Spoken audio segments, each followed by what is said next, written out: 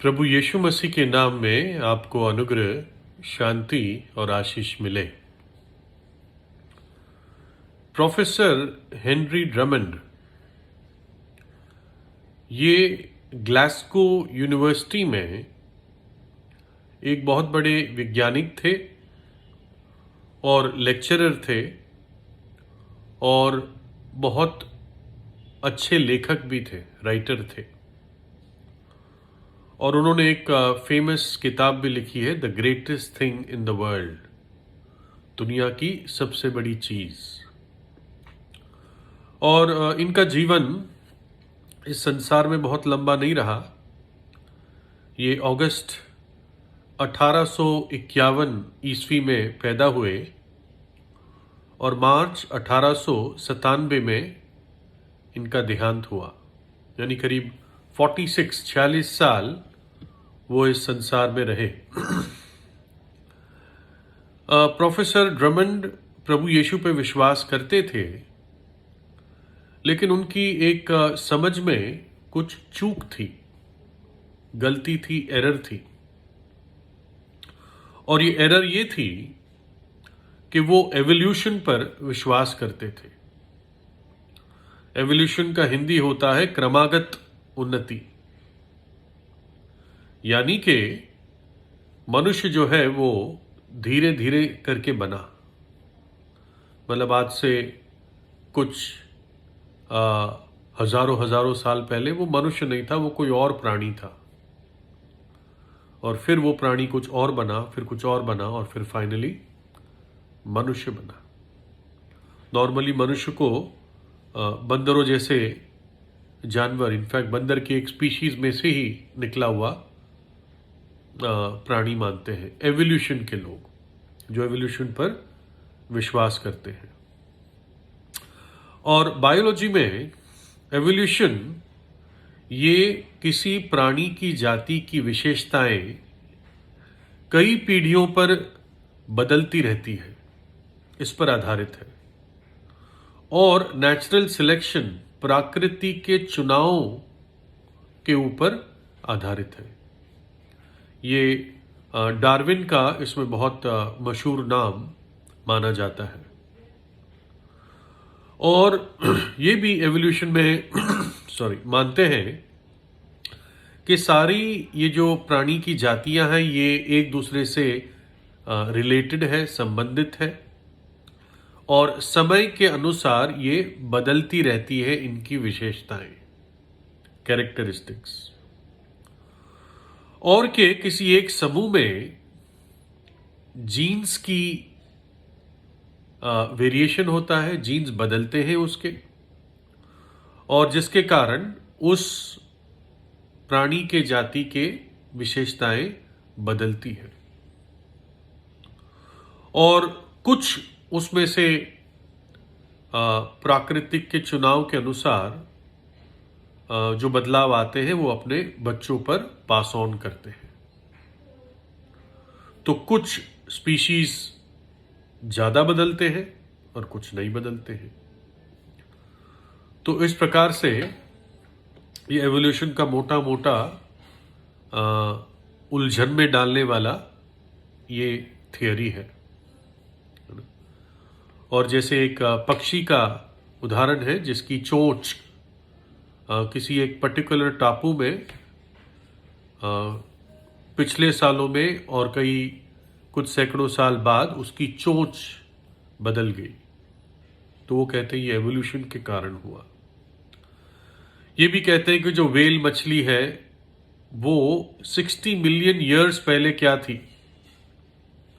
60 million years यानी 600 लाख साल पहले या 6 करोड़ साल पहले। और ये आप तस्वीर में देखते हैं कि व्हेल कहां से कहां 6 करोड़ साल में बनी है।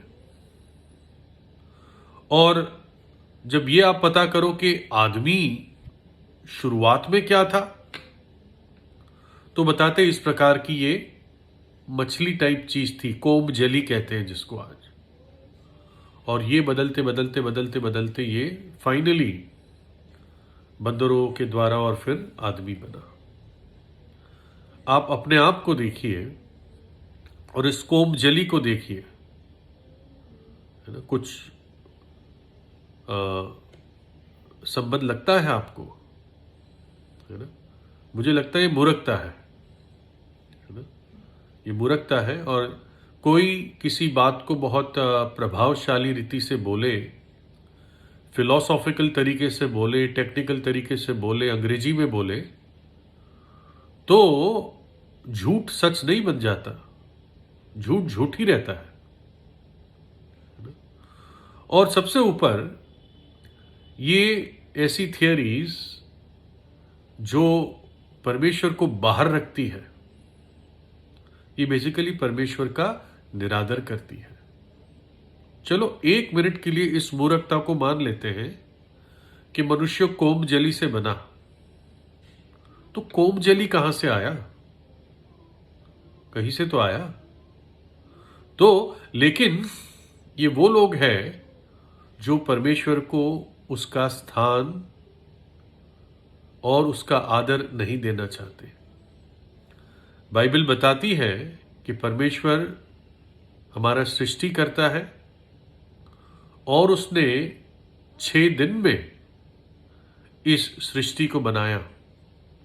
इन पौधों को, पेड़ को, प्राणियों को, मछलियों को, आकाश को, रोशनी को, और मनुष्य भी इसी समय में बनाया।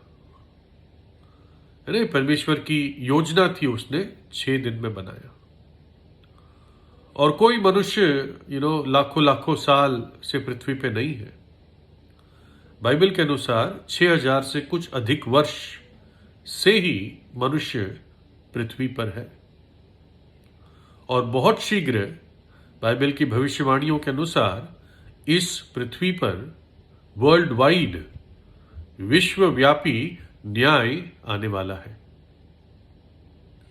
मत्ती 24 अध्याय में इन बातों को आप पढ़ सकते हैं। तो परमेश्वर ने मनुष्य को बनाया और परमेश्वर ने मनुष्य को अपनी समानता में बनाया। और जब मनुष्य ने पाप किया, और क्योंकि पापों की सजा मृत्यु है, और पाप को केवल क्षमा किया तब जा सकता है जब उसका इक्विवेलेंट, उसके बराबरी का न्याय या दंड ना दिया जाए। तो इसलिए परमेश्वर मनुष्य बनकर आया, प्रभु यीशु मसीह इस धरती पर आया और उस पाप की सजा को अपने ऊपर लिया, और तीसरे दिन फिर जी उठा, इस बात का प्रमाण देते हुए कि वास्तव में वो परमेश्वर है। मृत्यु उसको नहीं हरा सकती। और जब आप सच्चे पश्चाताप के साथ प्रभु यीशु पे विश्वास करते हैं, तो प्रभु यीशु का लहू आपके सारे पापों को धो देता है।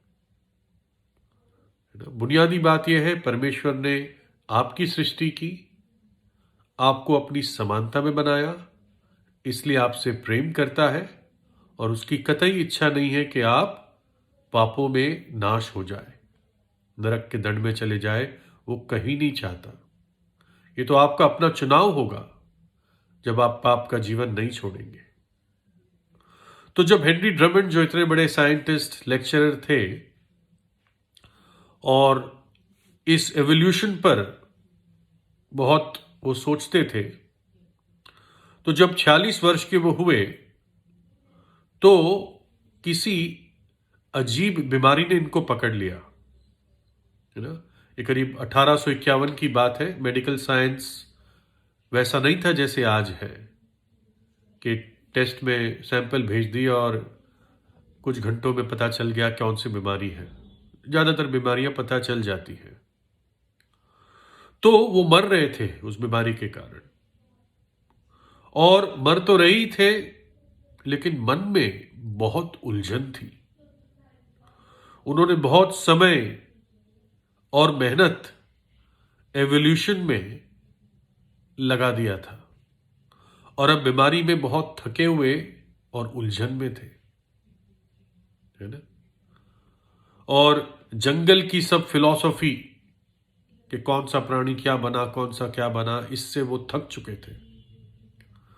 और मरे हुए बंदरों के सूखी हड्डियों के साथ समय बिता बिता के अब वो बहुत उब चुके थे कि कैसे जीवन कहां से कहां पहुंचा। और तब उन्होंने सर विलियम डॉसन, ये भी एक बड़े साइंटिस्ट थे और ये भी बहुत अच्छे प्रभु यीशु के विश्वासी थे, जो बाइबल को सही रीति से जानते थे। और तब हेनरी ड्रमंड ने उनसे कहा कि मैं अब हार चुका हूं और मैं फिर से, जैसे मेरा पुराना विश्वास था बाइबल पे, मैं उसी को अब अपनाता हूं। मैं अनिश्चितता में नहीं रह सकता, अर्थात अनिश्चितता में मैं मर नहीं सकता, है ना। क्योंकि बाइबल कहती है, प्रभु यीशु ने कहा, जो मुझ पर विश्वास करेगा वो नाश ना होगा परंतु अनंत जीवन पाएगा।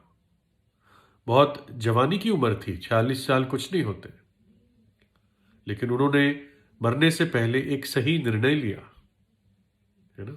जैसे बाइबल परमेश्वर का वचन परमेश्वर को प्रदर्शित करता है सृष्टिकर्ता के रूप में, उसने उनको प्रभु को उसी प्रकार से ग्रहण किया, है ना। परमेश्वर ने आपकी सृष्टि की और वो चाहता है कि आप सदा उसके साथ रहें, अपने पापों से मन फिराए और सच्चे हृदय से उसके पास आए। लिखा है भजन 103 में, जैसे पिता अपने बालकों पर दया करता है वैसे ही यहोवा परमेश्वर अपने डरवैयों पर दया करता है, क्योंकि वह हमारी सृष्टि जानता है और उसको याद रहता है कि मनुष्य मिट्टी ही है। मनुष्य की आयु घास के समान होती है, वह मैदान के फूल की नाई फूलता है, जो पवन लगते ही ठहर नहीं सकता और ना अपने स्थान में फिर मिलता है। परंतु यहोवा परमेश्वर की करुणा उसके डरवैयों पर युग युग और उसकी धार्मिकता उनके नाती पोतों पर भी प्रकट होती रहती है, अर्थात उन पर जो उसकी वाचा का पालन करते और उसके उपदेशों को स्मरण करके उन पर चलते हैं, है ना। तो हम परमेश्वर का धन्यवाद करते हैं कि वो हमारा सृष्टि करता है, ना केवल सृष्टि करता है परंतु हमारा तारणहार भी है। हमसे प्रेम किया और हमारी मुक्ति और उद्धार के लिए अपनी जान कलवरी के क्रूस पर दी, है ना। प्रभु यीशु से प्रार्थना कीजिए, सच्चे हृदय से उसके पास आइए। प्रभु यीशु आपको आशीष दे।